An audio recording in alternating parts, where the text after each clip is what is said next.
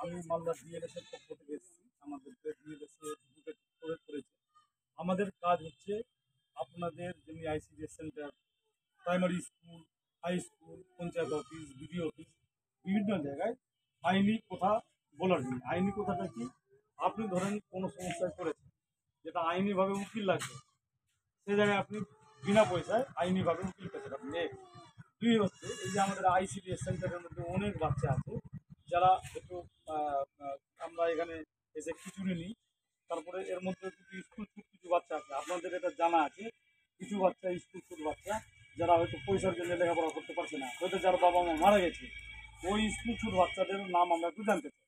School ছুট বাচ্চাদের যদি আমরা নামটা যদি জানি, স্কুল ছুট বাচ্চাদের নাম আমরা যদি জানি, সেই নামগুলো আমরা কিন্তু উপরে দিতে পারবো, আমাদের ডিএলএস অফিসে কিন্তু আমরা জানাতে পারবো। তো এই ধরনের একটা ব্যাপার আছে। আর দুই নম্বর হচ্ছে, যদি ধরেন যে আমাদের নজরে আসে যে 18 বছরের কম বয়সী মেয়ের কেউ বিয়ে দিচ্ছে, সেটাই কিন্তু আমাদেরকে একটু থামতে হবে, বোঝাতে হবে তার পাবলিককে, তার বাবা মাকে, তার গার্জেনকে বোঝাতে হবে যে 18 বছরের কম বয়সী মেয়ের বিয়ে দেওয়া অপরাধ আছে। এটা আইনত এটা দণ্ডনীয়, আইনত অপরাধ।